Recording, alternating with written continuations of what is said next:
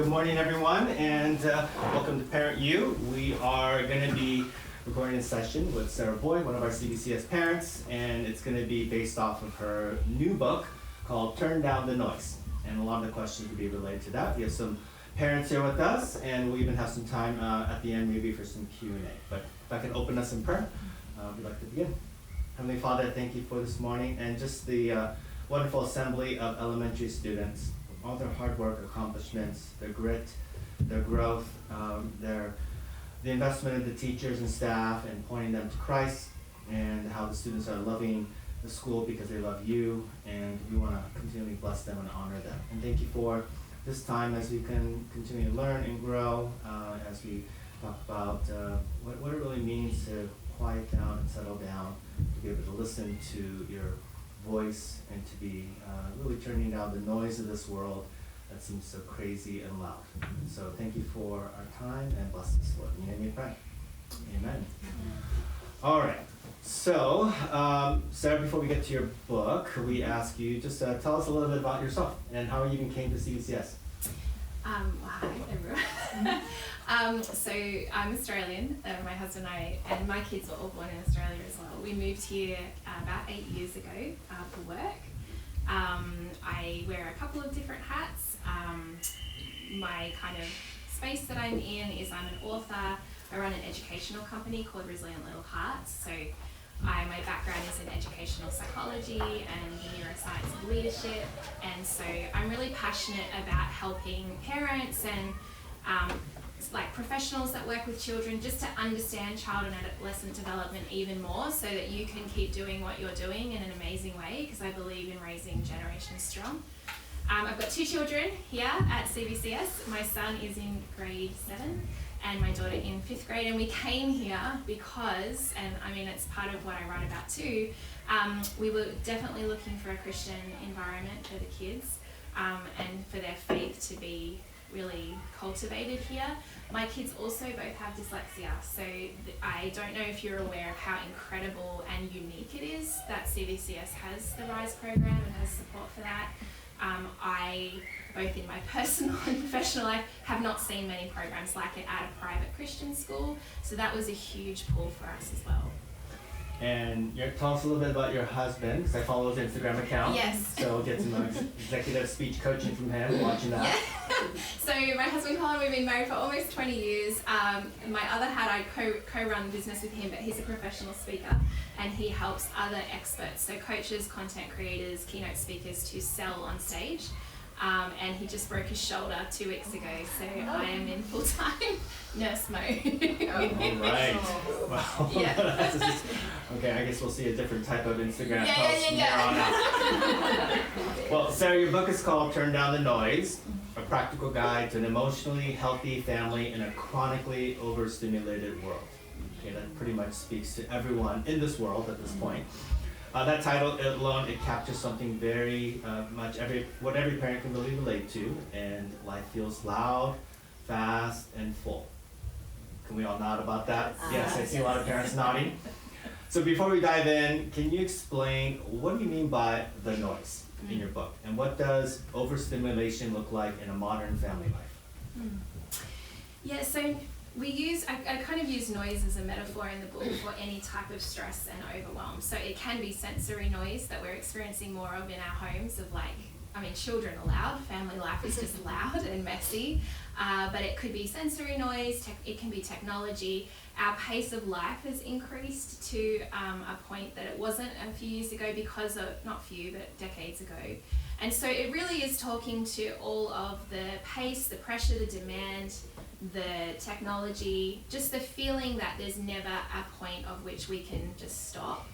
And really what overstimulation looks like in family life is different for every family. So overstimulation is something that happens to us neurologically when we hit a point of overload. So we all have a different threshold of what overloads us. Maybe it's different things.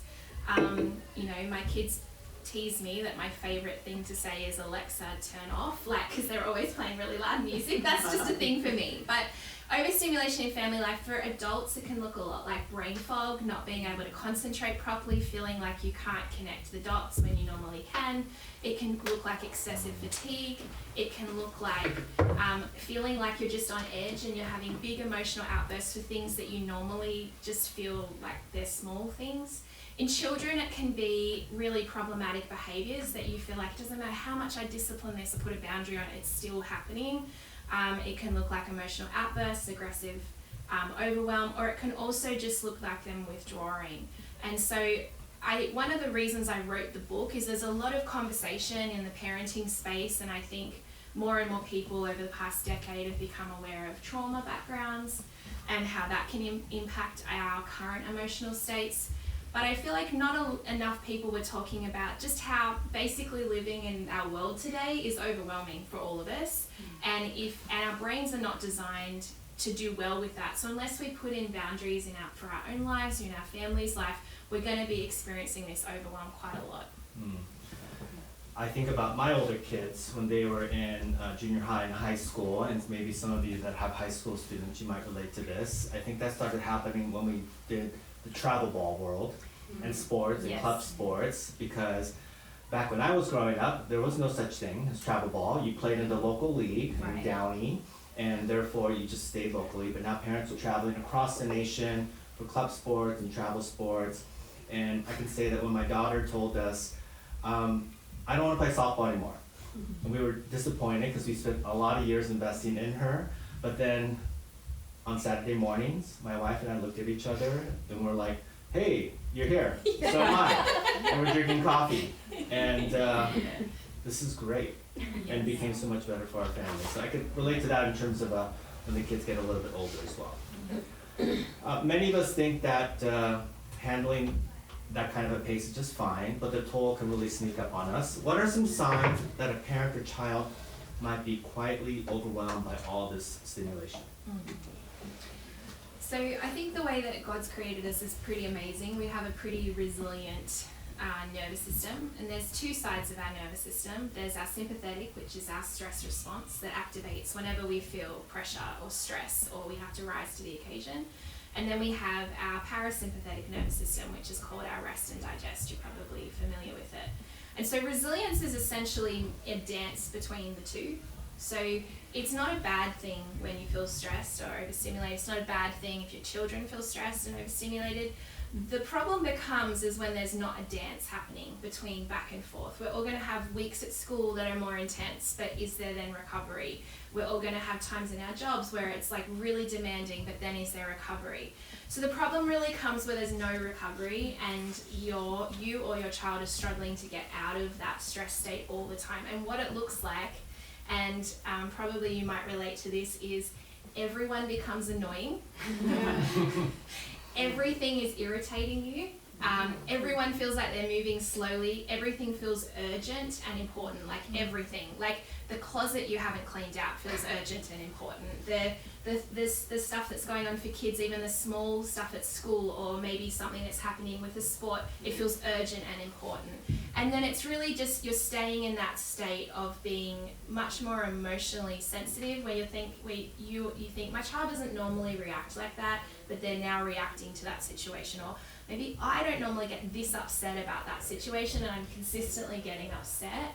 That's when you're probably finding that it's moved into getting stuck in that stressed state. And that's when you want to think about, okay, maybe we're a bit too overstimulated and stressed. What do we need to do? Yeah. Thank you for that. Going into the question about emotional health. In your book, you make a simple but challenging statement. We cannot build an emotionally healthy family without becoming emotionally healthy parents. For parents who are tired, stretched, or just maybe trying to make it through the week, what does emotional health look like in practice? Yeah, well, isn't parenting like the hardest thing you'll ever do? It's the concept of our children watch who we are as opposed to what we say. And so it's true in faith as we're trying to disciple them. It's also true in their emotional life. So I define emotional health, and this is how it's kind of defined in psychology, of having appropriate emotions for context. So emotional health is not feeling happy all the time, because if you think about a best friend, if they'd gone through something horrible, you would feel concerned if they felt happy all the time. And that's different to joy and what God does in our hearts, but emotionally. So it's having appropriate emotions to the context and then knowing what to do with those emotions. So when you feel angry, you've got some outlets that are healthy, you know what to do. When you feel sad, you have someone to talk to, you know that you need some downtime, whatever it is. And so part of our cultivation of emotional health as parents is just our awareness. I think most of us have that internal kind of sense of when we're not okay. I do think parents, and I will say particularly mums, we push ourselves way beyond that point. And this is where I would really encourage all parents, and particularly mums, of just that same concept of like, you can't give to your children if you are in depletion. And that guilt that you sometimes feel of taking a break and that sort of stuff, what you're actually doing is refueling and re-energizing so you have something to give into your children. And so it looks like cultivating practices for yourself. It might be your morning prayer time, anything analog, you know, spending time with God, journaling, any kind of exercise outside, any kind of hobbies, relationships is a big one. But just anything that makes you feel, it's so unique to each person, but anything that makes you feel like, oh, I feel like that was so good. I had some joy in my life. I wasn't just in the rat race all of the time. Mm-hmm. Right, we want joyful mums and not tired mummies. Because then that becomes a horrible state. Yeah. How do you refer to dads? Dads. Fathers get it. Just curious. All right. Yeah. Next question. You bring in some fascinating neuroscience that when we're depleted, the thoughtful part of our brain shuts off and we react emotionally. Could you explain that in kind of parent-friendly terms and how understanding it can help us respond differently when tensions rise at home? Yeah. This is like MFT type of stuff. Yeah. Okay. So really simply, our brain has two main parts. There's our limbic emotional brain that sits underneath it, and then there's our intelligent part of our brain called the prefrontal cortex. Our emotional part of our brain I liken to our trusty family car. Once we fill it up with gas, it's pretty consistent. It's not maybe the highest performance, but it's reliable. So that part of our brain is that. It keeps our blood pumping, we're breathing, it's very reliable. It also is the part of our brain that just reacts. So, you want to scream at that person who cut you off in traffic. The prefrontal cortex is what makes us an intelligent, thoughtful, self-controlled human being. It's the part of us that is our self-control. It manages our emotions. And so it's the part of us that says, no, don't shout or do anything to the person that cut you off in traffic. Just take a breath and kind of calm down. The thing about the prefrontal cortex, though, it's more like your race car. So it's kind of like it fuels up, it can perform brilliantly. If you've ever had those days, maybe at work or at home, where you're like, I'm just killing this, like, I'm so productive, all this stuff is happening, like, you are in flow. But the prefrontal cortex has a much lower capacity. So once you hit that capacity, it just needs a break. Now that break can be as simple as a 10-minute lunch break or a walk around your block, but it needs a break before it can re-concentrate, which is why most of the fights that we have with our spouse and our children are at the end of the day. Not always, but a lot of times, because we have depleted that side of our brain. And for many of us, we've rushed into the morning, we've done work or work at home, and then we've got our children and we're just rushing, and there's been no breaks for us. And so it's really normal that we then get to the point where we have nothing left.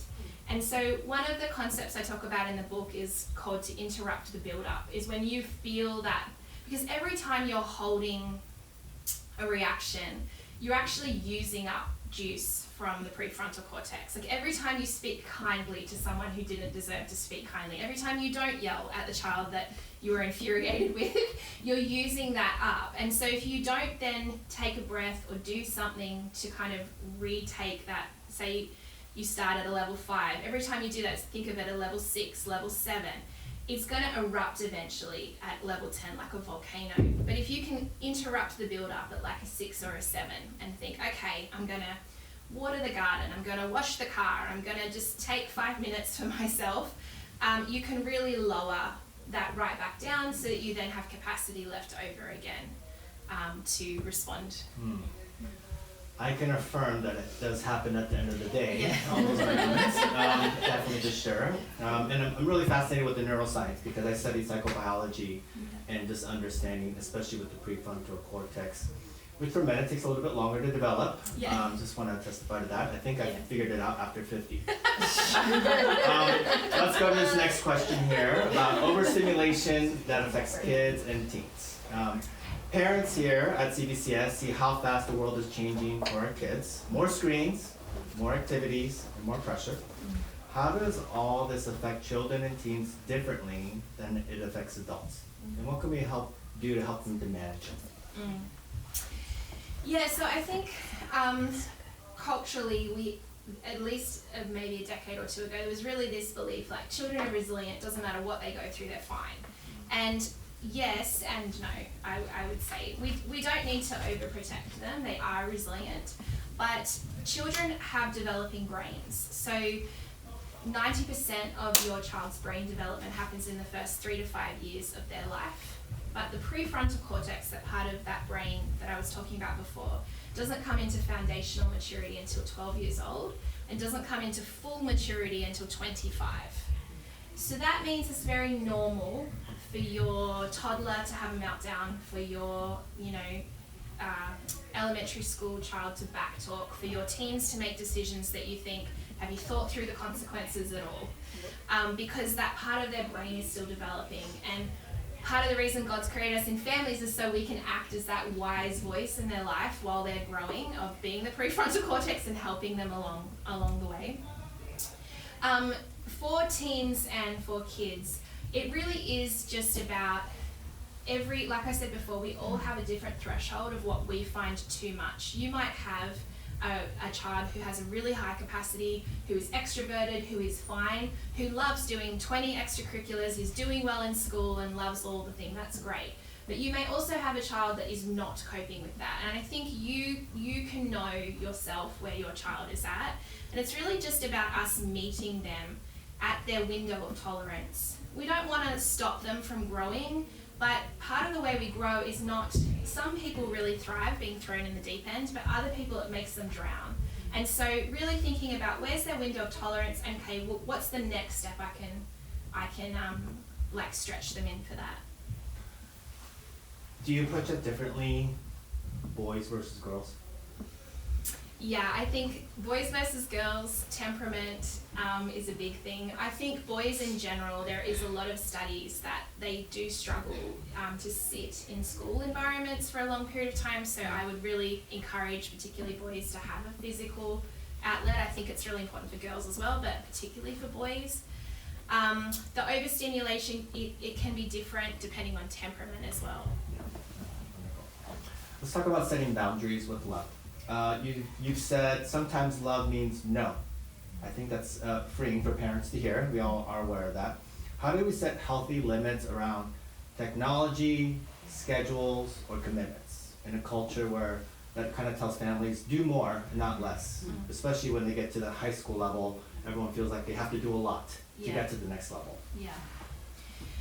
Yeah, part of the reason I wrote the book is in the conversation of the rise of mental health issues in kids and teens. I felt like this was just an element that wasn't talked about enough, is that we all have different temperaments and capacities, and so what some people can do, others cannot yet. So I think there is a lie in culture that more is more, is more is more. And, I think it does come back to Genesis, where as humans we always wanted to be like God, we wanted to be limitless. And we constantly have these thought patterns of like, well, if my child could just do, then they would be okay. And our drive to do that as parents is pure. Like, we want them to thrive, in the future. But I think the thing to consider is it actually thriving in the areas that you want?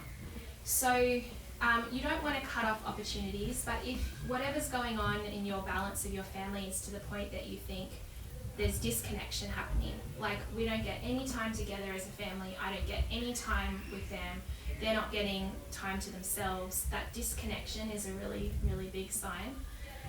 I think the other thing to think about as parents is we don't feel guilt about setting boundaries over some things. Like if I was to say, hey, put your seatbelt on in the car, almost no parent feels guilt about enforcing that as a boundary, because we absolutely know it's for their safety. Same of like a 3-year-old playing with knives, like it's not something that we would do. And yet there are these other boundaries that we just feel so much guilt because we're currently in a culture where everyone does it. I will say with technology, I do believe it is similar situation to what happens with alcohol and cigarettes decades ago. So you go back 100 years, it's like, yeah, a 7-year-old can drink alcohol, it doesn't affect them. Yeah, smoking's fine, it doesn't affect them. But then we understood child and adolescent development more and understood that in a developing brain it has a different impact. And so the biggest thing I would say with technology, and I know this is a huge topic, is just have some boundaries. Looks different for every family, but don't ever let them have unrestricted whatever, like whatever your boundaries are, don't feel guilty. And then to try and keep technology in shared spaces where you can. Put their phone to bed at night if they have a phone. Don't let them stay in their room with it. As many computers and televisions in the shared spaces can be a really helpful boundary for just a lot of different things.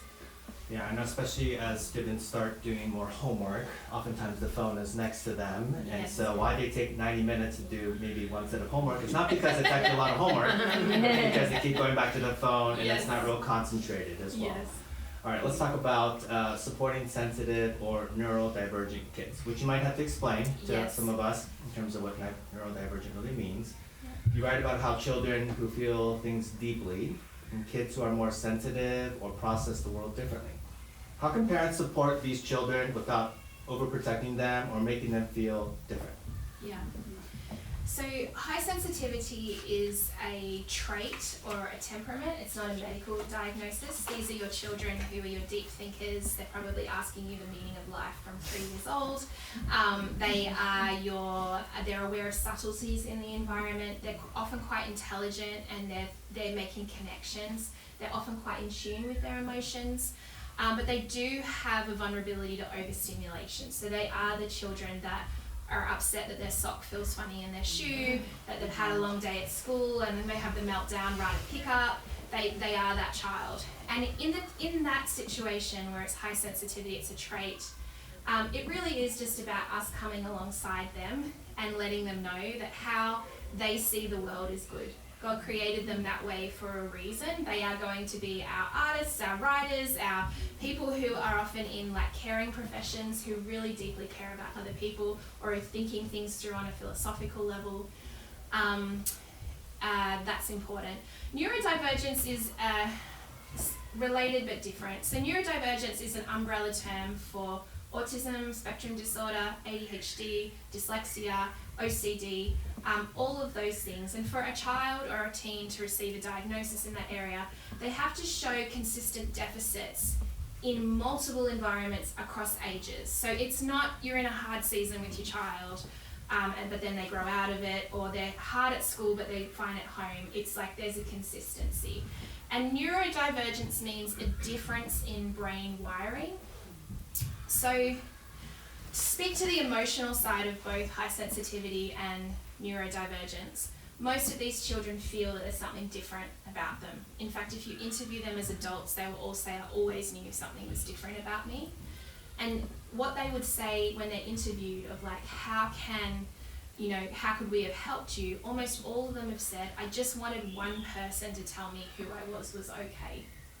Because they took on such shame. Because I think people tried to toughen them up, thought if we were harder on them or we were whatever that they would change. And the thing is, they don't change, they just start hiding who they are from you. So that's one side of the emotional side.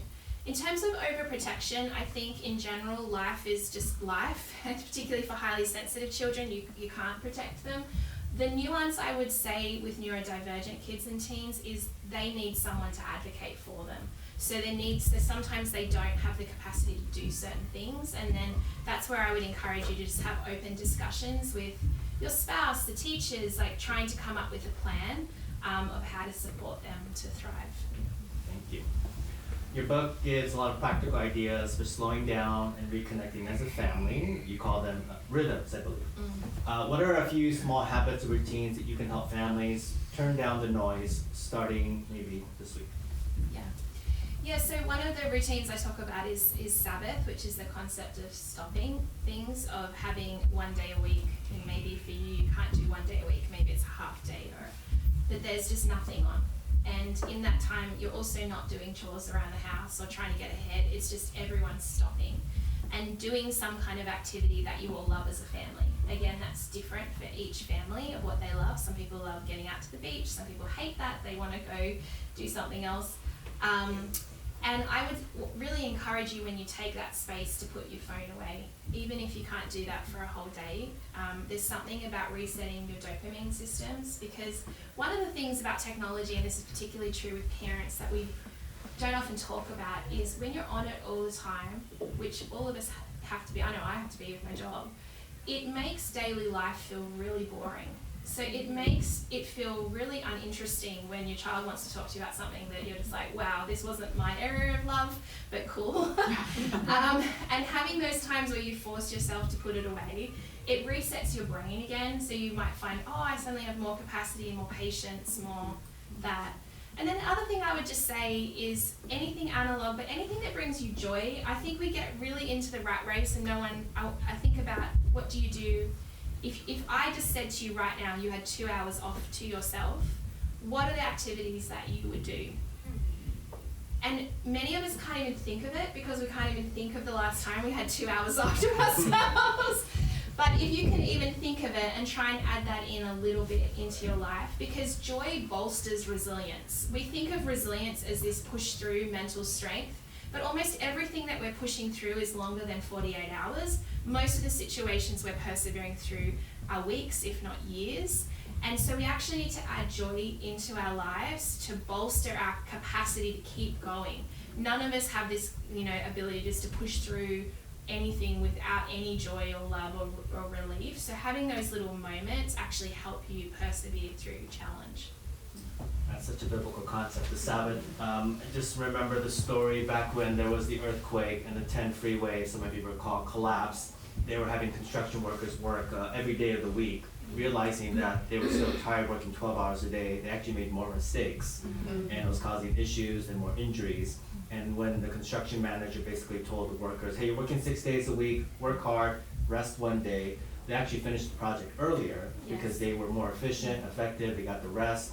And so constantly need to be reminded that Sabbath really does work. God designed so for a reason. It makes me think too, God teaches us about finance, about putting 10%, and it's like when you do that, the 90% is blessed. And I think the same is with time. Yes, definitely. How here at CVCS we see spiritual formation and emotional growth as deeply connected. How does your faith shape the principles and turn down the noise? And what encouragement would you give parents who want to build both emotional and spiritual health in their homes? Yeah, I think my faith infuses everything I do, because I care so deeply about it, and I believe that the way that God has created us and kind of lays out a way to live is the best way.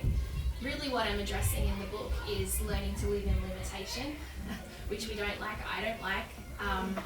We want to just be like limitless and keep going and have that capacity, but God gave limits even to Adam and Eve in the garden. And so I think that that's important to embrace that as part of the way God's created us. In terms of cultivating spiritual health in your family, I would just say it's really similar to emotional health in terms of the rhythms and routines that you are living out in your life. So it's having space. The way that we disciple our kids is actually having that time of connection. And that's often caused by us having capacity left over. We all have days where we're just like, I've got nothing left. Like, I can't talk to you about this anymore. No, I can't have a late night chat. No, I can't. But if we never have that time, then I think that we're really robbing ourselves and our ability just to be able to speak into their lives. And so that's what I'm hoping, that this will kind of take the pressure off families. I don't want this work to be, okay, here are 10 more things you need to do. I think that we need to take the pressure off ourselves. Thank you. Thank you for sharing all that. I know that parents aren't perfect, and we obviously fall short in many ways, but it's really about bringing awareness in small steps. There's a quote, and maybe if you could just kind of, your last comment about this, you remind us in your book, we can't always change the world our children live in, but we can shape the environment of our homes. Mm-hmm. Can you kind of expand upon that? Mm. Yeah, there's a lot of influence that we cannot have.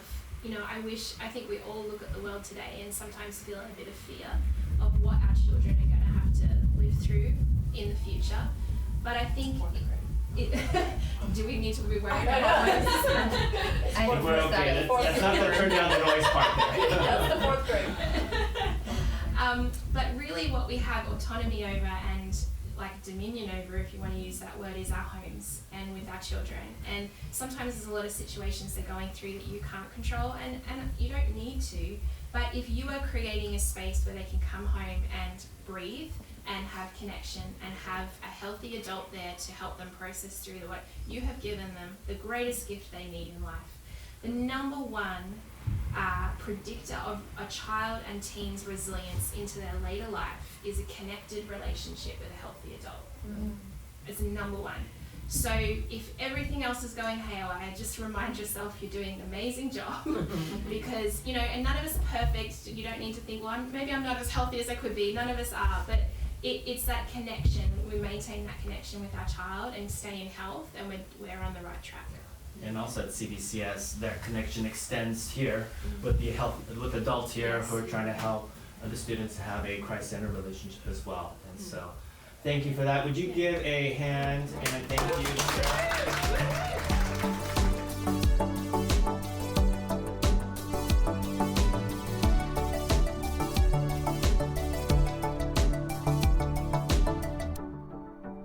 This episode has been a production of the Capistrano Valley Christian Schools Podcast Network. Be sure to check out, subscribe to, and leave a review of this show and the other shows on our network on your podcast player of choice. Doing so supports the school community in a multitude of ways.